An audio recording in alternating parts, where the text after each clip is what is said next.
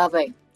Well, thank you, Ariel, Paula, and Tony for the invitation to speak and that warm welcome. Hello, everybody. I'm Kate. This is my LinkedIn profile. And for those in the States, I'm dialing in from the future. It's about 11 a.m. on Thursday for me here and the other folk from Melbourne on the call. I've had the privilege, as Paula was just saying in my intro, of living in 3 countries, and I did that classic Australian thing of going to London for a couple of years in 2006, and I got back last year. At the moment, Bupa, for those who aren't familiar with it, is an insurance company. Started in the UK and has been in Australia for a long time. And you, I saw your where you are in the world in the chat. But what is your experience level? If you're working, what size is the organisation? Just curious, kind of to understand who's working in content and who's understanding, who needs kind of this kind of insight or direction at the moment. If you pop that in the chat, and then I'll take that and I'll run the presentation through AI and give you a personalised experience of each one. So, kidding. I won't do that. All typos are my own. There was no AI involved in this presentation. And breathe. I just want to take a minute. My title, Content Essentials for a Complex World. And the complexity of the world at the moment is ridiculous. It's kind of an understatement. So I'm wearing one of my KUTX t-shirts, the NPR station in Austin. One of my t-shirts I got when I lived there, in solidarity with my American friends on the call and Americans on the call with what's going on for you at the moment.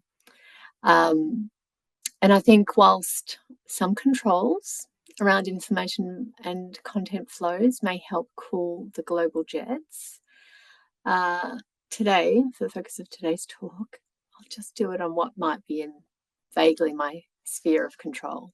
So the complexity of our work life, how long-standing content practices can help bring clarity, calm, and coherence. So let's have a look at that. So complex world. We turn up to work every day, we open our laptops, and it just feels like chaos. Might be organizational, might be content, might be both. There's unstructured content, so it's difficult to know what you've got. There's no system view. Everyone seems to be speaking different things, and you're constantly battling the magic wand syndrome. Throw into this sort of trying to keep on top of all the messaging platforms that have fruited up, have sprung up. Is it Slack? Did we talk about that in Teams? Can I find that email? Do I have to watch a recording? Is there a transcript? All of this often on our own, sitting in our houses, with our old bookshelves behind us, managing in a post-COVID world. And also, more broadly beyond our work, our employment. Sort of many of us work for, or now or in the past have worked for organisations who perhaps value shareholder returns more than our contributions. And so many have a toil with a precarious relationship with their employer, which is putting a big kind of personal sort of weight on many of our shoulders. So that's just sort of setting the scene sort of for the world that we're living in. So let's look at how content may help us. I love the content strategy tool bag. You just dip in and out of it what you need. So first, the content lifecycle, hugely helpful. Structured content, governance and ops, all the contents, which is just putting some labels on things, and then how we may reframe our work. This hopefully will bring clarity to our 9 to 5. So the content lifecycle. Every bit of content in the world, in the experience, has a life cycle. You know, this affords us, by recognizing this and making this clear, we have the opportunity to plan the resources, support, and the connective context that that content needs. So this is a famous diagram, Rahul Bailey. This is from the book that Rahul Bailey and Noel Zervina did a while back. Oops, sneaking ahead. Whoops. Who knew I had a touch screen? Do now. So analyze the top left quadrant, sort of analyze, discover, strategic alignment, often the trickiest paths because you don't necessarily have a thing at this point. You just got an idea. So storytelling is key here to take people on the journey that you want them to go on, to explain what they need to pack. The actual creation, acquisition of the content, top right quadrant, we can start to see some of the money spend that we've sort of budgeted for in the first and putting some meat on the bones of what we're doing. Then getting into managing that. And how does it make sense in your organization now? What tech do you have now? What tech do you need? Who's going to do that? How should you structure and label things so they can be found? Do you need that? Do you need reuse? Or is it one-off? And then publishing. The big day. So exciting. And do you know what? I don't think we celebrate publishing enough. Like we launch things all the time, and there might be an email that goes around and there's congratulations, and then everyone just moves on to the next thing. So I think it's really important just to take the moments when you can. And also, of course, you need to have been speaking to marketing and localization crews and understanding where your content's going, and of course, analytics teams, and making sure that back here, in modeling and managing, you set up all the tagging and such that you wanted, because you otherwise won't understand what to do. And of course, this is cyclical. So it goes around and you start again with everything. Another view, which I gave you a little sneak preview of, famously focusing on content, really. This is a good way to drill down into the previous slide, is touching on all very much putting everything you need at one level. But this is saying kind of content first. Take care of the content design needs, which maps to the analyze and collect phases, and the system designs, which maps to managing and publishing from our previous screen. So, content design, thank you to Sarah Richards and the gov.uk team in the UK, articulating just so beautifully how you can use data and evidence to get to content decisions, which really was, obviously we've had disciplines. This quad famously comes from Christina Halverson and brain traffic that we all lapped up in the late 2010s. And it suddenly made sense, and then content design just made it even more make sense. So building on your editorial strategy, working with your UX colleagues, hinting to the November-September meetup, the November Seattle meetup, that content and UX, really closely twinned. Systems design,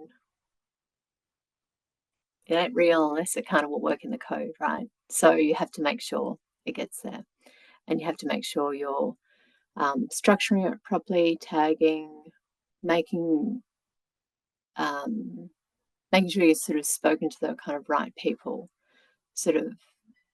and ensuring that if you want it to go where it needs to go, you have to be purposeful and deliberate about that. And this is also the people who is going to do it, as well as the tools. And I seem to have now I've lost the ability to navigate. Let's see. There we go. So how does the content lifecycle bring calm? Its flexibility is one of its strengths. Those 4 quadrants, add to that what you need, hang off it what is required. There's my You can use this to map, I mean, other strategies, other sort of resource hungry things that your organizations also have sort of life cycles. So map your content to that. Excellent for aligning expectations with the CEO and communication and making sure that's super clear to everyone involved. And this last piece helps you control project pace, helps you just say, hey, let's do this and this and this, and then we'll get to that more efficiently.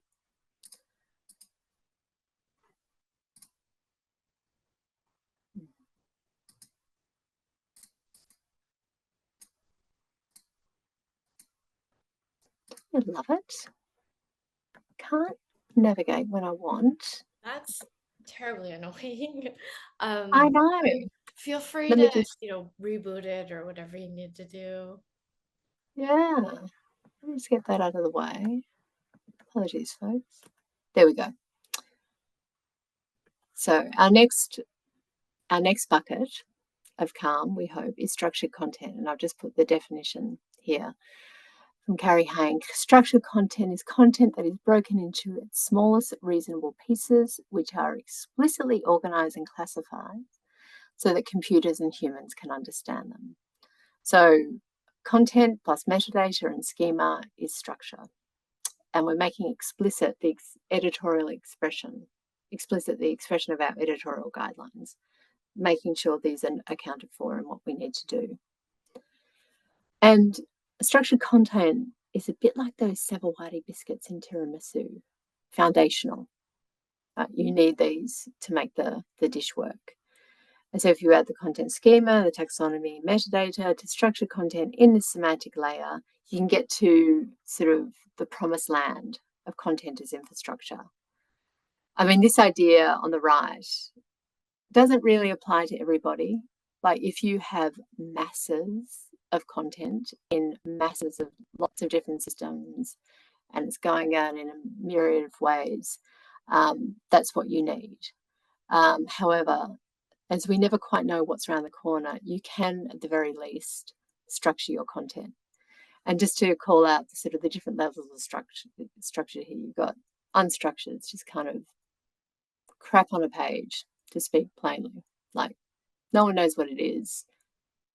It's just words shoved together with pictures, etc., and the CTA that may or may not be tracked. Semi-structured, a Word document or a Google Doc with H1, H2 defined. H1, H2 in that sense mean only something to that Google Doc. And the third stage is highly structured, where H1 is sort of presentation agnostic. So wherever this content lands, that H1 will display in the correct way for that. So that's the kind of the three levels of structure. So the greater your needs, the deeper you can go with that. And how does structured content help? So it's efficient, findable, future-proof, means that you can reuse. It means you're making decisions once, and obviously you've taken time to understand requirements and you've built that and you've accounted for these things, and baked in your what you need, including technical quality.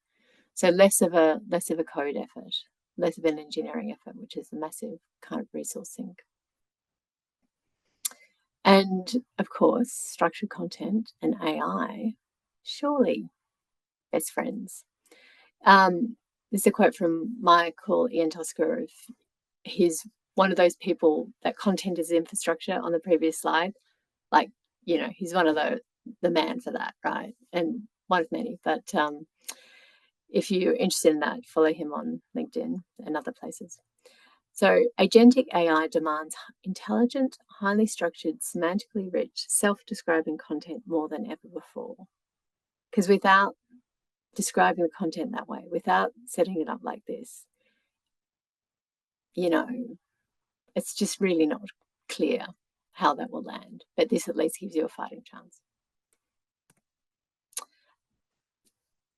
Content governance, content operations, the guardian angels of the experience. Just where will we be without them? Or digital governance, pretty much. Who gets to say no? The slightly longer version on the left there, the framework for establishing accountability roles, decision-making authority for an organisation's digital presence via strategy, policy and standards. So getting alignment and agreement, and then operations, the other side of the coin. So governance plans the journey and operation loads the wagons. It's the implementation of the strategy, incorporating the people, processes, technologies to optimize content production so that organizations can leverage their content as a business asset while retaining quality. How do they help us? Enormously. I mean, unless you're a small shop with sort of 2 or 3 people, you kind of need some kind of written down rules to make sure everyone's on the same page. We have here the opportunity to have organizational and content transparency instead of chaos, structured content, system views, shared understanding, and a sword and a shield for a magic wand syndrome when that comes along. So this ensures spending a bit of time on your governance and ops, and this is foundational. Your content strategy won't work without this. It makes sure we're explicit in what we want to do, how we want to do it. It keeps us compliant, keeps us out of jail because we're always going to make sure we're obeying the law. And it helps everybody, just the assurance that you know where your tech dollar is going. I mean, one challenge that many have are understanding how do you get from where you are to where you need to be? How do you even know where you need to be? So doing that foundational work with those buckets in the content lifecycle, looking at your content governance and ops, and then map where you are now, articulate that in discrete steps to get your content to where you need to go.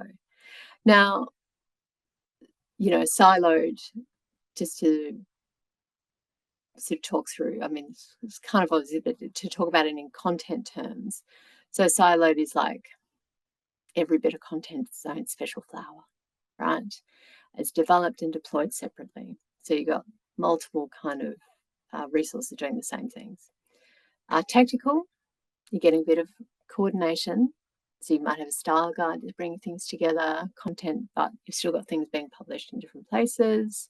Unified, customers may be receiving things in a consistent, coherent way. So you might be finding for your customer research that everything's tickety-boo, right? But at what cost? Is that still all manual efforts? How are the systems talking? How is what fires are the call center putting out? Or, you know, how is it happening on the ground? Managed. This is where we're getting into kind of structured content land. So there's content governance is consistent across defined types, and authoring and publishing systems are sharing and linking. And strategic is our content as infrastructure. There's the holistic approach. Content and the support it needs is central to a business's concerns. So plot where you are on this, and I must say there's we're often like individuals, like perhaps a long way from decisions about which tech stack to hire, or we're just given something, or we're helping a client do something. You know, do what you can with what you have, and keep this kind of map in your head to see that's where you need to get to, and it's not do you, right? You can't do something if the tech doesn't exist. This is, you know, the inevitable AI slide. So the magic wand syndrome, I guess, surprise to no one, is AI. How do governance and ops help with this? Well, it just helps you bring a bit of sort of structure and clarity to AI. So I have no skin in the game. the AI tsunami landed when I was trying to move countries and find somewhere to live, and sort of my job at the moment is kind of AI adjacent. However, just before this, because it's like work time here, I was on a call where we are outlining the company's AI policy and guidelines for use, what to do, what not to do. So they're encouraging us to just, to use it and make the most of what it is, right? So I'm excited about that because I can really get into it, which I haven't had a chance to do so far. However, I will just say two things. I'll say, how does governance ops help you? It's these 3 points on the right. It just like, bring your governance ops, treat AI as any other thing. How does it fit with our stack? How are we going to know what to do with it? Don't boil the ocean, do a proof of concept, invest strategically, involve vendors, but own the process. But two things, my existential kind of anxiety about all of this was well articulated by Noz Urbina in did a presentation a couple of years ago, or maybe last year, called Truth Collapse: the erosion of shared and personal truths caused by mediating our learning, communication, and decision making through algorithms whose goals aren't aligned with human well-being. So I'm loving listening to Noz and the guests he has on his podcast about this, because it just gives me sort of assurance that, someone is making AI accountable. Which the second thing I was going to say was the amount of money that AI is sucking up. I mean, it's wild. Billions. $155 billion on AI this year in the US, which is more than the US government has spent on education, jobs, and social services. The needs of education, jobs, and social services hasn't gone anywhere, right? But the money's all going to AI. So this is the thing that AI is good. So I said I keep within my control, so let's get back to it. But that's just to say, I remain skeptical and open, and I'm looking forward to sort of seeing what it can do. Now, all the contents back on safer ground. How do we build a glorious digital experience? Sort of, what does it take? So you need the right content, written and designed well, that's accurate, current, and compliant, that's structured and working in code, and it's well managed. So if you're in a large organization, you might have a few people doing this. So a content strategist defines what it is that we need to do. Content works with UX on ensuring that's designed properly. Content governance keeps us out of jail. Content engineers and architects structure and build it so it can be reused, tagged, linked, etc. And then content ops and content management sort of put it out. So this takes all these things. You might be flying solo. You might be in a big org. So for example, at Bupa, we have someone or teams represented for each of these buckets. But even if you don't, your org might be smaller, or it might be a one-man band. You're probably just doing that thing that content people do all the time. Just sort of flexing from content strategy to design is straightforward, but to get from content design and strategy into architecture is just really leaning into the back-end nature of content strategy. It's very fluid. Just explore where you want to go. But I've sort of articulated this in this way just to show the support that content needs across the life cycle. It's not one person, it's not one thing. So you have variations of engineers, you have variations of strategists and such. So content needs the same support. And by making these roles explicit in the life cycle, we can start to get content treated as a strategic business asset. And no matter what your job title is, this is your job title, right? make it easy to succeed, and make it harder or impossible to fail. So this quote is from Hilary Marsh, who was speaking 5 years ago, September 2020, at the Seattle Content Strategy Meetup. So here we are 5 years later. So kudos to you, Seattle Content Strategy, for your longevity.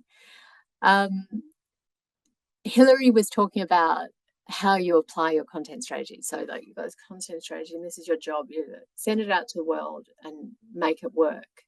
But we're all doing that on some little level. We're all kind of saying, this is the thing for this small, medium or large thing that I need to do. Here's how. I love that. Make it harder or impossible to fail, which really articulates, I think, the onus that we all hold for our organization's content and how we're the custodians of it. People don't know, they don't really know what it needs. Let's articulate it and share that.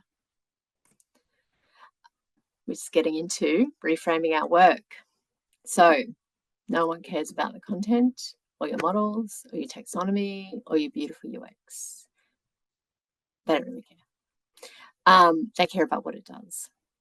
So no one in your org is ever going to start. And we recently had a new chief financial officer. There's been a few kind of rumblings, few changes, whatever. One thing he didn't do was say, oh, content, here you are. Here's $100 million. Go forth and do what you will, right? Like, obviously, it doesn't happen. So it's up to us to start to learn to do this. And this is, something for me to kind of really lean into and try and learn to do better. Work and think about content as an economic asset tied to the business. Ask your manager, ask whoever it is, ask the CFO, what are the pressure points? Where are the problems? And then come back with the short, medium, and long-term ways that content can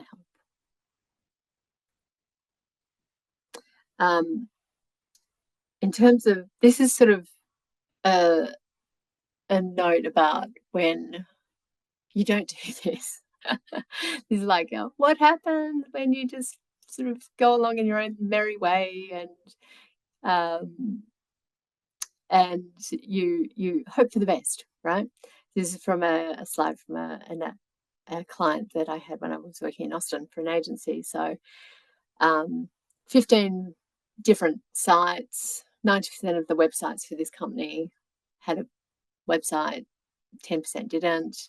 They had new acquisitions annually, so we had to have a spin-up kit to do that. They wanted everything on the one of re-platform, some shared things, but keep it unique as well for the different brands. So this is great. So I worked, throughout April, content first solution, then did the design and build with my technical architect buddy. And then we were going to release in 2017, build from 2018, and just glorious sunset. So what happened? So the strategic churn, the old digital effort that we'd been paid for, this agency, wasn't really aligned to the client's wider strategic needs. Wasn't really kind of hitting any mark that they needed. So there's a reset, then we reset, then I moved on. And did the platform happen? I think it did. I checked for this talk actually. Yeah, it is. There's like a suite of, you can tell these brands are all part of the same wider group. What the back end is like is sort of a mystery. May well still be the not the sort of elegant system that we had hoped to build. And so this is I just share this story just to say the lack of alignment, to bring it back to the content lifecycle, there was just a lack of alignment in that first quadrant about what we needed to achieve, the technical kind of skills and tech base that was required, and having that hard conversation, which is tricky. Like, in a commercial context, because we're an agency, we have to build something. So getting to that, this is why I said it was like the hardest bit. How do you describe the journey you're going to go on when you don't quite know where you're going to get there? And you kind of, it turns out in this case, we had one hand tied behind her back the whole time because it wasn't really the right thing. So just to wrap up, just this last slide actually. So use content strategy essentials to fight kind of confusion and complexity. Just repeating this from earlier in the deck. We want transparency, structured content, system view, shared understanding, and a way just to respond to, I mean, the totally legitimate kind of requests and suggestions for, I mean, at the moment it's AI, but it's always something. There's always like, why can't we do this? And this is like one of the things that you can do as a tool for that is like just a one-pager. A one-pager that explains what your discipline is, how it fits with your latest up to the latest strategy, what you're working on now, what's coming next, what you've achieved. So that kind of thing helps bring sort of conversations about content out of the content space into, into the bigger kind of sphere.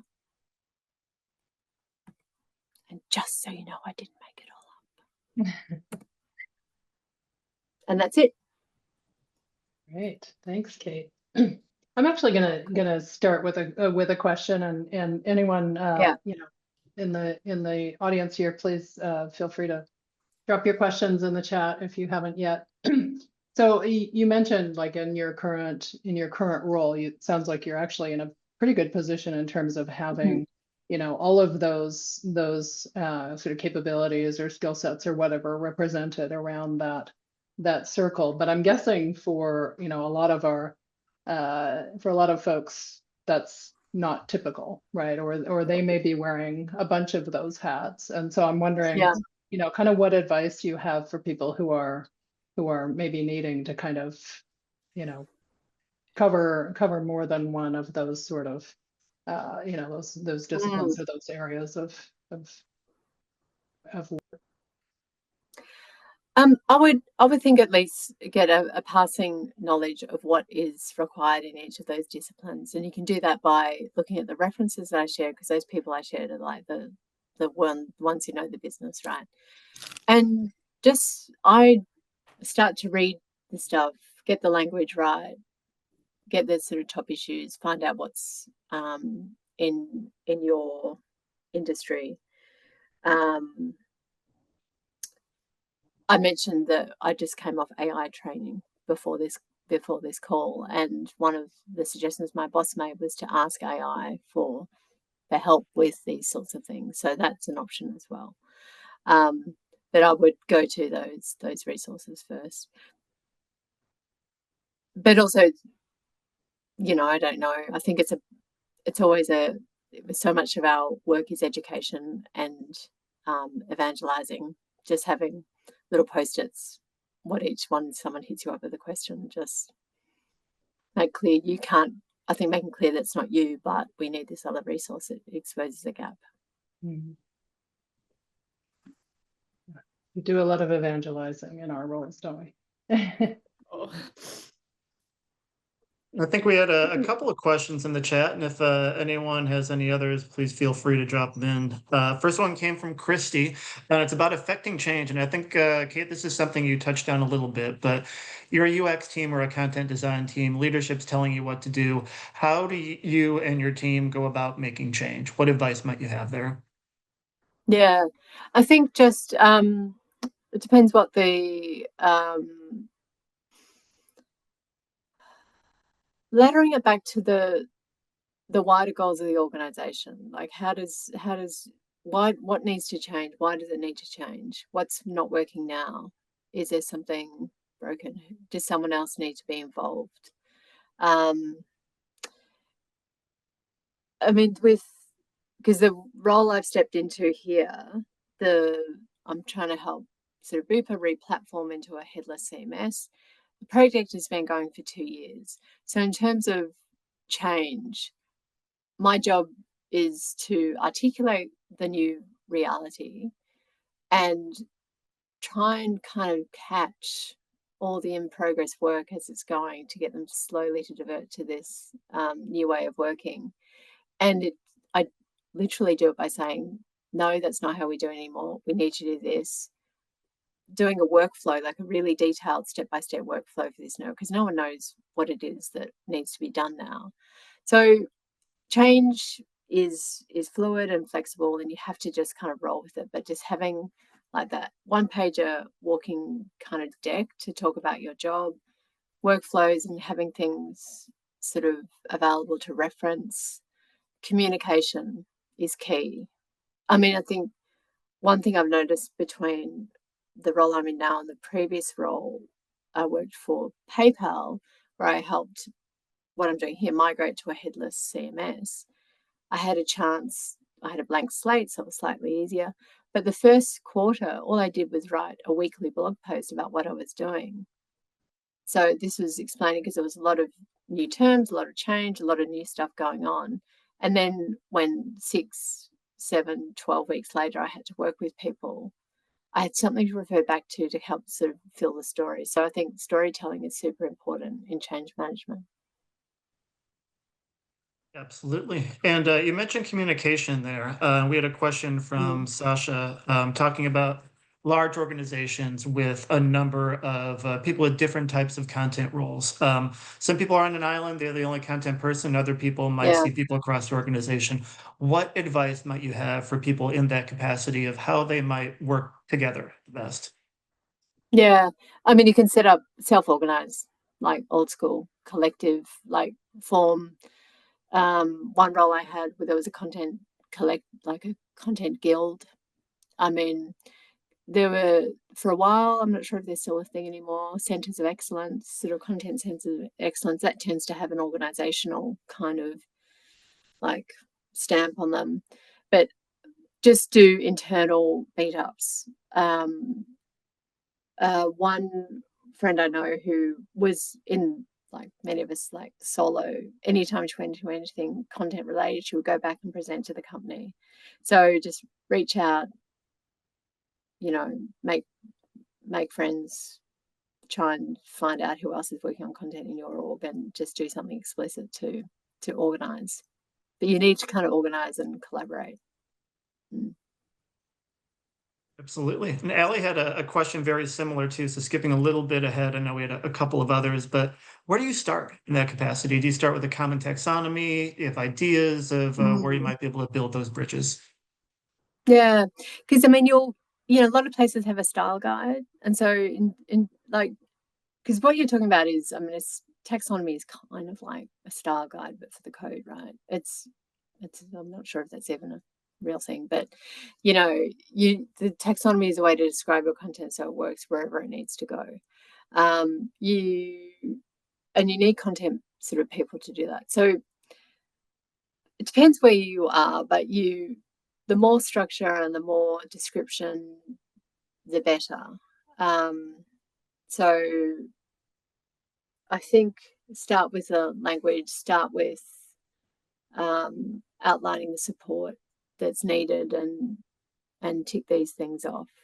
I'm not sure if that's a very good answer. Absolutely. And I think Ellie had a follow-up too in the chat too, talking a little bit to Sasha's question too, which is great. One other question we had from Dana. We talked about AI a bit in your presentation. It's come up in the chat as well. I know Paul had a question about how many people are using it, but how do you see AI shaping the future of content? Maybe just even in the short term, in the next maybe 12 to 24 months. Yeah, well, I think lots of kind of trial and error and tasting and such. I think I hope there'll be anyway, because I work in a regulated industry and I tend to always work in regulated industries. I've always got one foot in sort of the content and the content camp, and then sort of compliance and governance and such. So I think I mean, the genie's obviously out of the bottle. AI genie's out there. People are using it. part of the reason we had training today is that my boss realized everyone was using AI and he needed to bring a bit of order to chaos. So I think it will just happen like that. It'll be like, can we use it? Where, how can we use it best? What guidelines and governance is needed around it to make sure we don't break the law? And that's your industry and that's your personal kind of organizational viewpoint and such. But I think it will just become more and more the thing. More and more people will use it, and it will become harder and harder, I think, to see what was done with AI and what was not. So maybe we're going to see like a standard for labeling. This was generated by AI, perhaps. That might be something coming our way. I think I'd love to see a rise of kind of critical thinking along the lines of like what Noz Urbane is talking about in his Truth Collapse sort of series. What critical thinking is also running in parallel with that. But, you know, I think I'm sort of interested to use it to see if it saves time. Like, could AI have helped me put this PowerPoint deck together more quickly than it took me, for example? I don't know. But that's like tiny crumb potato, like it's nothing, small potatoes to what it might do. I think you bring up a good point there. And so you're talking about, you're working in a highly regulated industry. And on the one hand, that's content can be incredibly, detailed and dense. And, there sometimes has to be a lot of it if you're doing, legal agreements, terms of service, all that kind of stuff. On the other hand, it's also the kind of content that you do not want to get something wrong in, right? Yeah. Because you don't want your company to be sued or whatever. Yeah. And so I think, there's I've sort of, when I think about like the AI stuff, I think of kind of the old expression about nuclear weapons, right? Which was like trust but verify. That if, it's one thing to sort of say, I'm going to trust that, this tool can help me, generate all of this stuff. But if those guardrails aren't there, and if you're not verifying what's coming out, then you could actually be setting yourself up for, for some serious problems, right? And so, I think it all kind of gets to what are the appropriate, scenarios and how much of that governance, and you talked about governance before, like this is a whole new area for governance to address too, right? Is governing, generated content or what your chatbot is saying to people, right? Totally. And I was completely reassured. I saw something that was happening with our company the other day about AI, and I just quickly messaged my governance manager. I said, are you on top of this? She goes, yeah, no, it's me. It's all right. It's all right. I just suddenly felt assured because I was like, okay, that's fine. Someone beyond a salesperson is like pushing this. So this is good. The only other thing to say is as more and more AI gets there and more and more, which opens the door to more people creating content. There's, I think one thing that concerns me is the loss of the skills that it takes to kind of build up a content universe. It's not just stuff that gets published and you're done. Like it's all the other bits that make it work. And so that's the only concern I have, that some of this may be lost, but it might be picked up by AI. Who knows?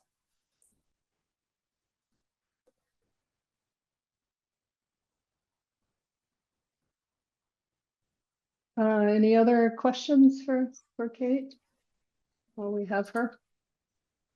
Comments? There's a couple of, if you haven't already perused the chat, there's a couple of interesting bits there. If you want to take a look at that, just a couple of interesting conversations there. And if that sparks anything, let us know. Actually, I do see one that I think maybe we skipped because it was in a thread, which is Megan is asking, so that I'm a student of the content creation world, how closely tied is content writing to content design? Good question. Yeah, I think, content design only started becoming it used to be called copywriting. Like there were sort of for many people who are content designers now, maybe they used to call themselves copywriters or they were content strategists. But I mean, content design is accounting for, I think the key there is the data as well. Sort of, and digging deep into the experience of the content, not just the words themselves. But others on this call are more qualified than me, sort of, to answer that. Yeah, Megan, definitely check out our past events and of course our upcoming ones. We've had a number on the topic of content design, and obviously it's been a pretty hot topic, or kind of area of focus in content strategy over the last few years before AI kind of blew everything, took everyone's attention away. But yeah, definitely check out some of the resources we have. So yeah, and Content Design London is the brilliant resource for that. I don't know, Angus, who's on the call, he runs courses in Australia for Content Design London too. So very comprehensive set of resources, and just some really tight examples of what is possible in our world. Absolutely.